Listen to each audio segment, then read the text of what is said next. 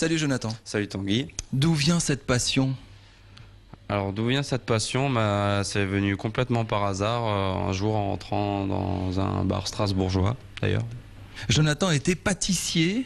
Maintenant, il est barman, champion de France de flair bartending. C'est cette espèce de jonglage qu'on fait pour créer des cocktails, c'est ça?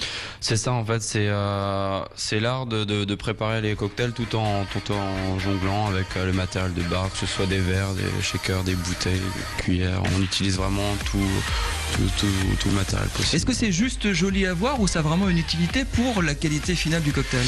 Ça n'a pas une utilité pour la qualité du cocktail, par contre ça permet de capter le regard, d'attirer le regard des clients vraiment, et ça permet aussi de faire plus de ventes au final, quoi. Championnat de France évidemment, championnat du monde également, on voit les images à la télévision. Alors là du coup on a les meilleurs barman du monde, c'est ça qui s'affrontent? Exactement, en fait avec l'IB en fait il y a environ 60 pays qui sont membres.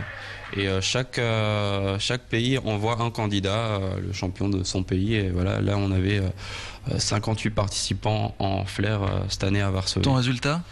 Ça n'a pas trop été pour moi. J'ai terminé 30e, quelque chose comme ça, au milieu du classement. On jongle, on fait valser les bouteilles, les citrons, etc. Au final, il faut quand même réussir son cocktail. C'est ça qui est le plus important. C'est ça. Pour moi, le flair, ça a 10% au final, quoi.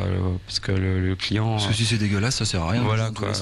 Il y a 90%, faut que le verre soit bon, et après on le fait pour les gens, pour le public vraiment. Et donc du coup tu crées des cocktails, tu sais d'imaginer des saveurs, par exemple ce genre de choses là, qu'est-ce qu'il y a dedans? Alors ce cocktail là, il va par exemple figurer sur la nouvelle carte du Saxo.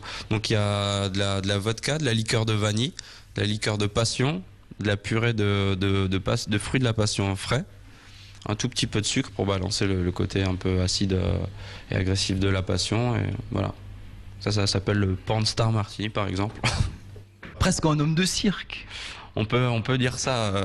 Sur mon dernier contrat de travail, il y avait marqué artiste chorégraphe. Alors ce qui est intéressant, c'est que sur ton profil Facebook, tu aimes The Killers. C'est bon, on va encore pouvoir se parler un peu. Muse également. Ah, c'est pas terrible. Tu es célibataire.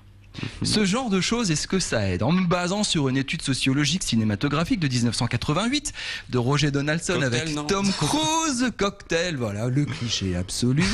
Il reste pas célibataire longtemps, le Tommy? Ça, non, c'est sûr, ça aide. Après, voilà. Ah, la petite étoile dans les yeux, ça aide pas mal quand même, hein. C'est clair, ça aide, mais c'est... Souvent les gens croient que c'est pour ça qu'on le fait, mais vraiment il y a un échange, surtout pendant les shows, il y a vraiment un échange avec le public, vraiment on fait passer un bon moment aux gens, et moi je récepte ça, je le capte, et c'est ce qui me fait encore plus, ce qui me donne encore plus envie d'avancer et de pousser mon show vraiment au top, quoi.